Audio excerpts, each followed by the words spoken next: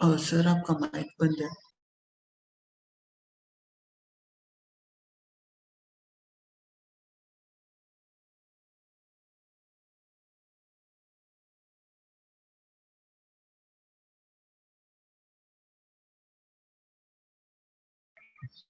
Still muted.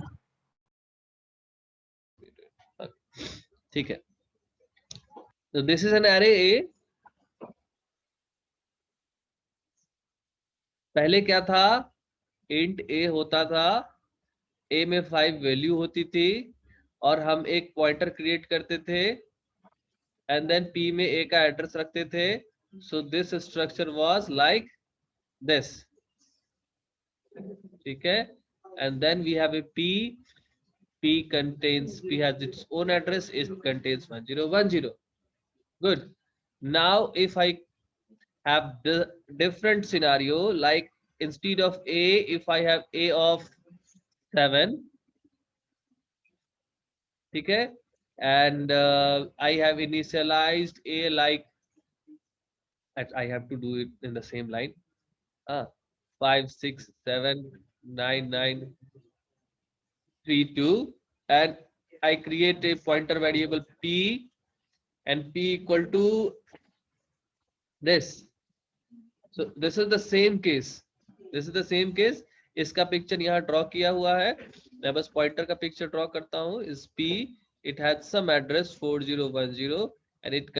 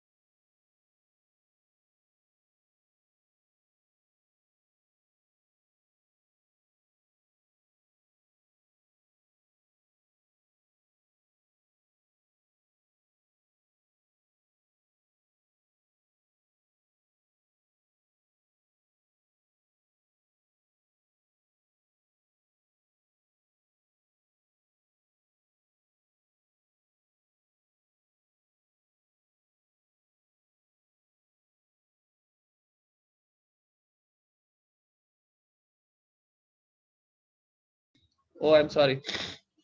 so तो अगर कोई पॉइंटर किसी एरे को पॉइंट कर रहा है या फिर वो किसी नॉर्मल वेरिएबल को पॉइंट कर रहा है, कोई डिफरेंस नहीं है, उसके लिखने में कोई डिफरेंस नहीं है। हाँ, अब अगला मैटर आएगा एक्सेस। यहाँ पे क्या करते थे हम लोग, सिंपली स्टार पी लिख देने से, स्टार पी लिख देने से ये क्या करता था, मुझे वैल्यू 5 दे देता था। अभी क्या स्टार पी लिखने से सारा एलिमेंट आ जाएगा, नहीं यार, है ना। इस बात को समझना है। So how to access this element by means of this. तो पहली बात, इस खुद के ए से कैसे एक्सेस करते थे, फॉर लूप चला के क्या करते थे हम, वी आर राइटिंग फॉर, कहां से, 0 से लेके 6 तक। So i equal to 0, i is less than 7, i plus equal to i plus 1, take it's very simple। and then we are printing like printf a of I, very simple, इससे simple code नहीं हो सकता। आई की value change हो रही थी, a of 0, a of 1, a of 2 to a of 6 तक। Now I wish to access by means of this. तो पहला एलिमेंट को कैसे एक्सेस करना है, that we know, star P से, है ना।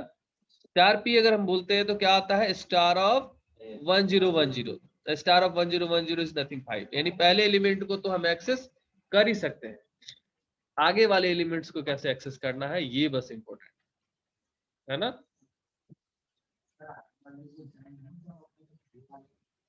पता है ना, यहाँ लिखा है ना, ये स्टेटमेंट लिखा है ना, ए पॉइंटर डिक्लेयर किया और p equal to ampersand a।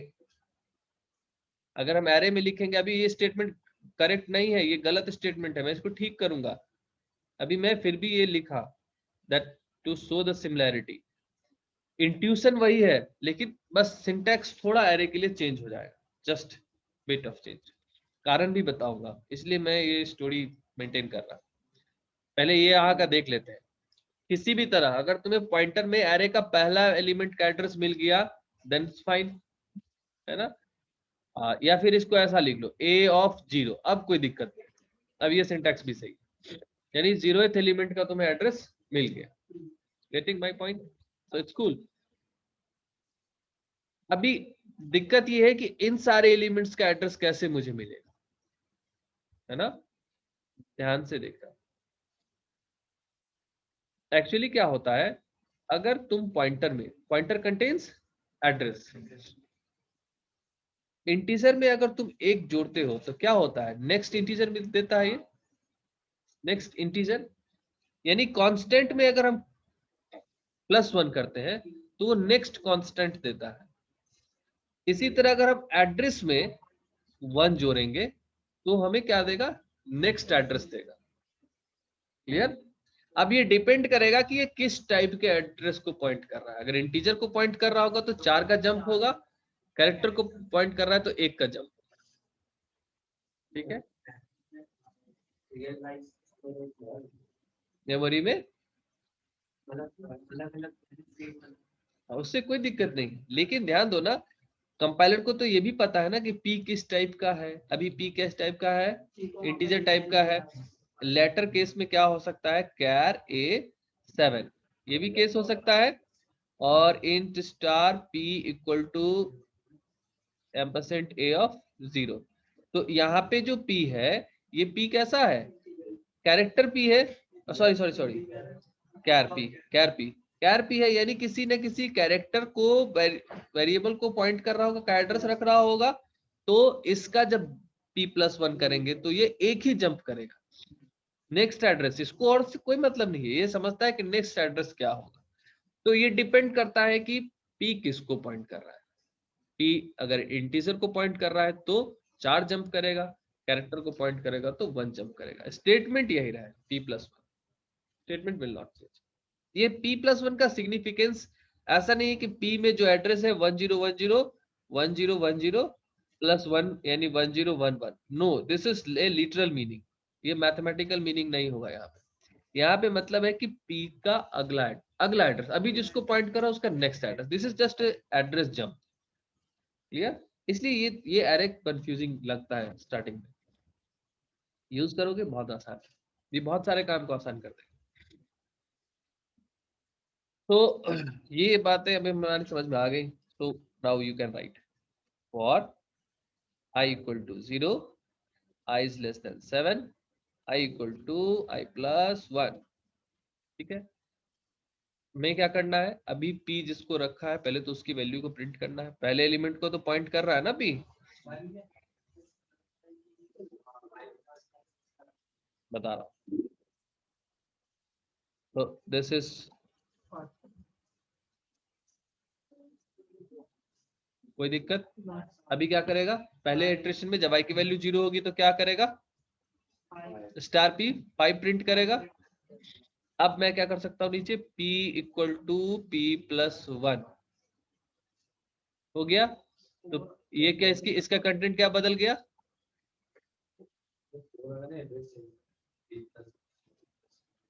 नहीं, यही तो मैं बता रहा था तब से। अगर 1 लिखा ना तो एक एड्रेस जंप करेगा।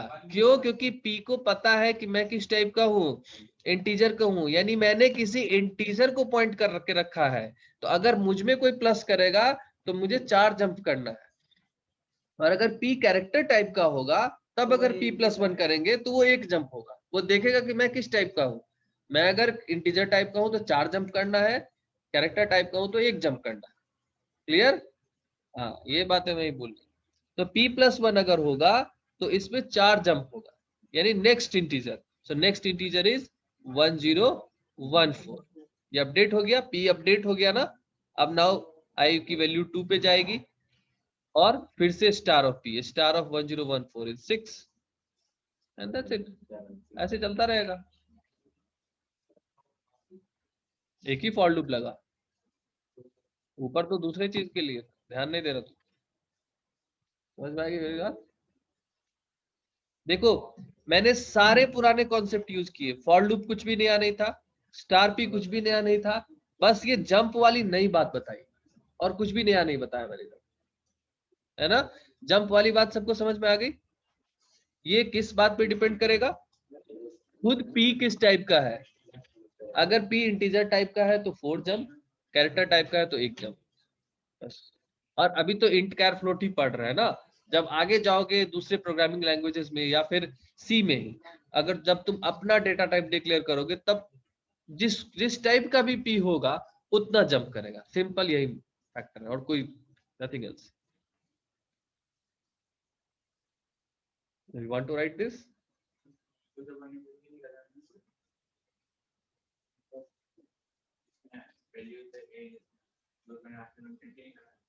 नहीं, फिर से बोलो, नहीं समझा। हाँ, वही तो प्रिंट हो रहा है, लेकिन पी के थ्रू हो रहा है। किसके लिए?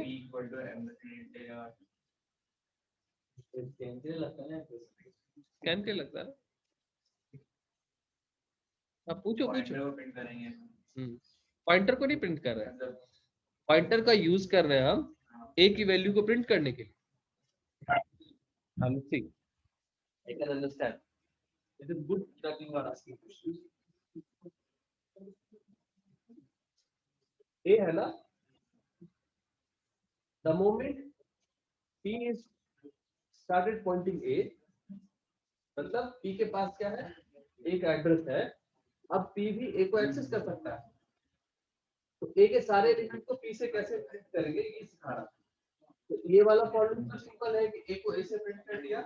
इस वाले फॉर लूप में मैंने बताया कि कैसे P का यूज किया मैंने और A के सारे एलिमेंट को प्रिंट कर दिया। अब क्या पूछ रहे हो? जो है वो जब उठाएगा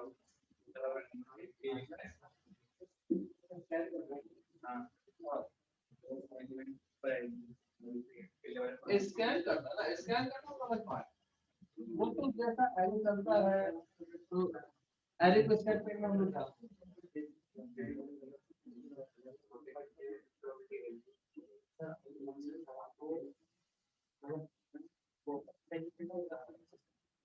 ये डिपेंड करेगा कि ये इस बात पे डिपेंड करेगा जब ए डिक्लेयर हुआ, इस पॉइंट पे जब ए डिक्लेयर हुआ तो इसको ये सारे एड्रेस किसने दिए?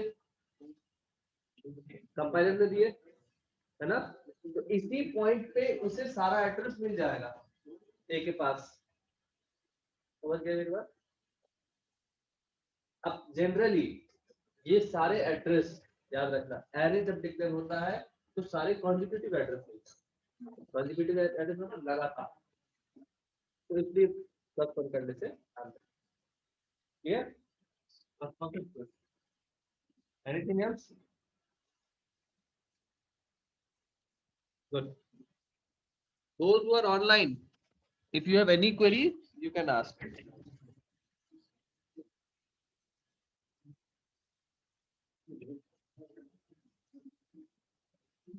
Now simply write a program. Write a program.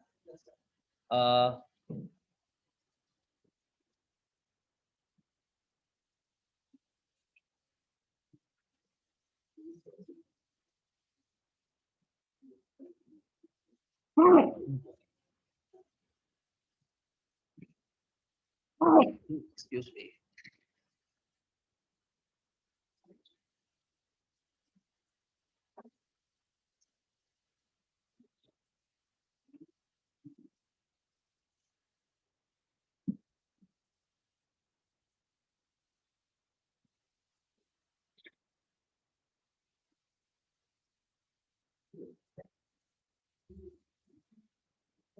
इसी प्रोग्राम को कंप्लीट करो. Write a program to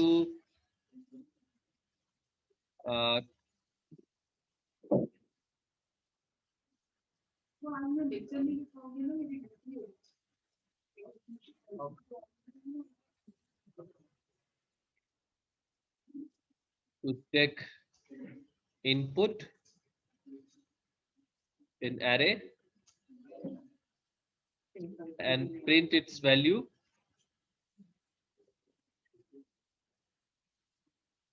using pointer. हाँ सिंपल. अभी जो बताया उसको पूरा प्रोग्राम में लिखो, फुल फ्लेज प्रोग्राम.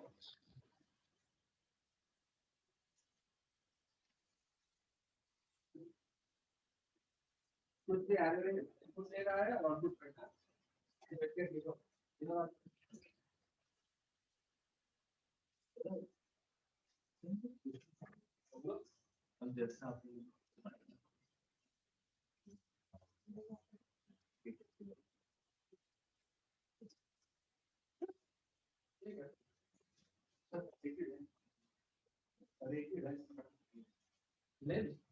अरे किधर तो हम देते हैं,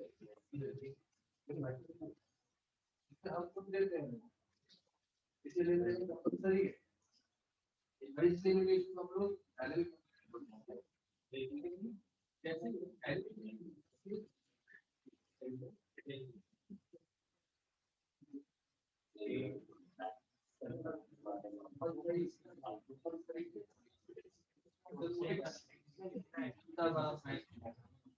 यही मैंने बार बार रिपीट किया है.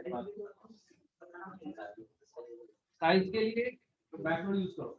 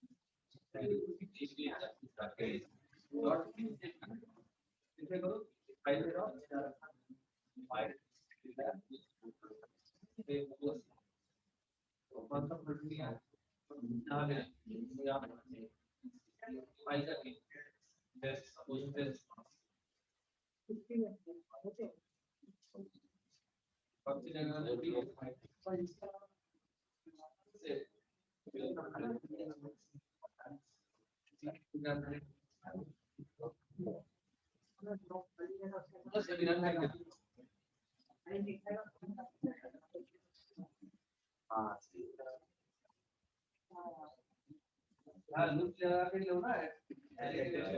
एरे की वैल्यू पॉइंटर से लेनी है. स्कैन करते समय जनरल एरे एरे स्कैन करने के कॉन्सेप्ट्स हैं जनरल, वो मैंने बताया है कितनी बार.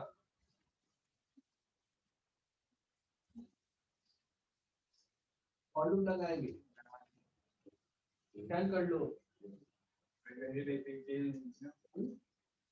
जो है वो ये और ये दोनों ही फिट किया. ये नहीं, ये तो मैंने बताया था कि दो तरीका है वैल्यू लेने का. या तो तुम पहले मिक्स कर दो या तो यूजर से लो. तो ये करेंगे, दोनों लिख दोगे ना तो ये ओवरराइट और कुछ के लिए ओवरराइट. मैक्रो यूज कीजिए साइंस के लिए.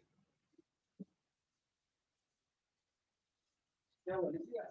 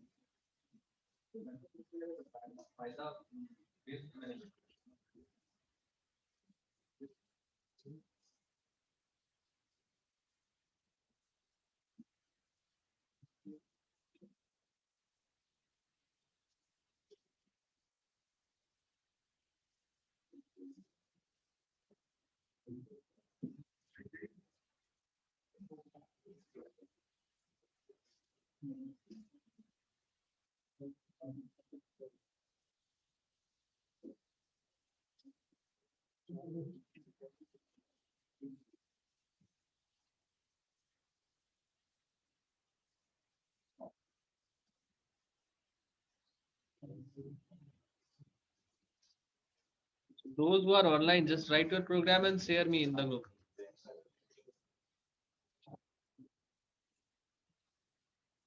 चलो श्रेयस, मैं तुम्हें ये ज्वाइन किया तुमने?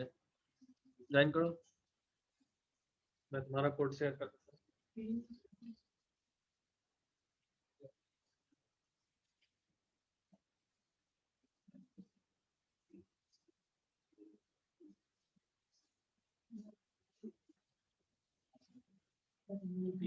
एक एड्रेस मत रखिए, एक के पहले एलिमेंट का एड्रेस रखिए। उससे भी पहला एड्रेस एक एड्रेस रख रहा होगा, उसको एरर आ रहा होगा।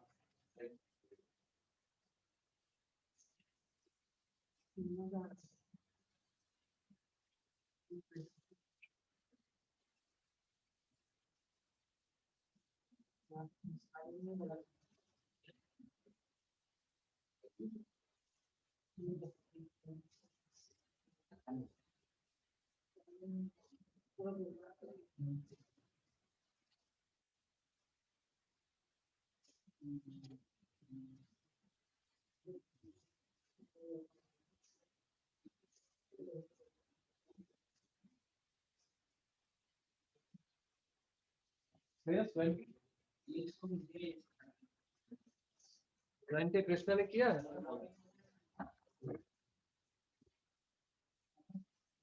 I don't wish to write it again and again. That's why. Krishna ने किया है ना? MS शेयर, तुम्हें होस्ट राइट दे रहा, शेयर करो। कर सकते हो ना?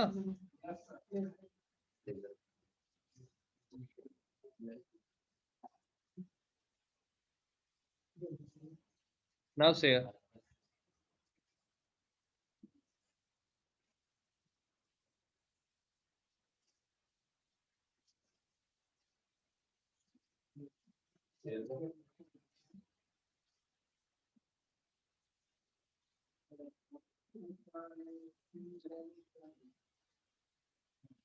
So see the code. रहने दो। तो इसने ऊपर मैक्रो यूज किया है, हैश डिफाइन लेंथ 5। ये मैक्रो है। मैक्रो में क्या फायदा है, कौन बताएगा? हाँ हाँ, मैक्रो जिसको नहीं समझ में आता है ध्यान से इसको पढ़िएगा। दिस इज बहुत यूजफुल है एरे के केस में। जब कभी भी आपको प्रोग्राम में बहुत जगह पे वैल्यूज चेंज करनी हो, जस्ट यूज मैक्रो। यहाँ क्या फायदा है, हैश डिफाइन लेंथ 5।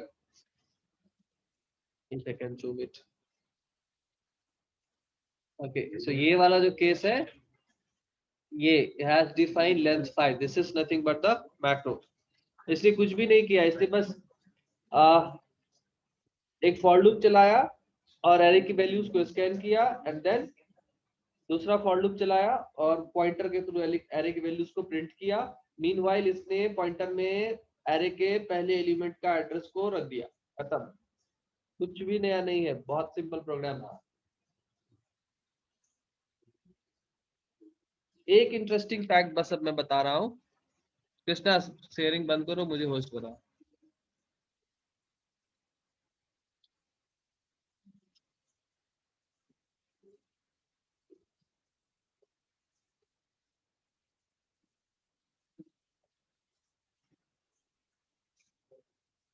इस शेयरिंग स्टॉप कर।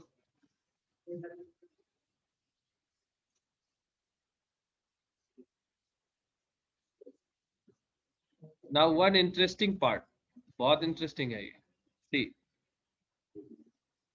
सी अभी के केस में तुमने क्या किया, let's see what I am telling you. ये जो अपना एरे था, क्या देख,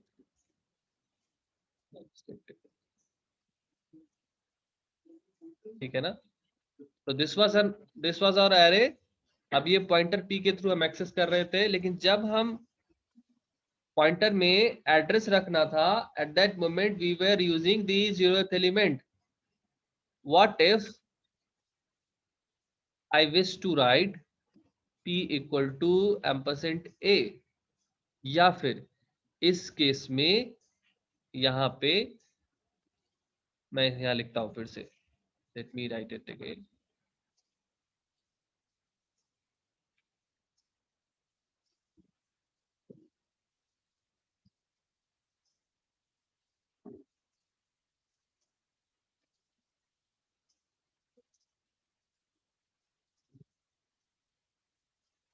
नाउ सी b, अगर p मेरा यहाँ है, p is containing this first address, this is 4010, and statements were like a of 5, and initialization was like a equal to 56932, and it was like star p and p equal to a of 0, sorry ampersand a of 0।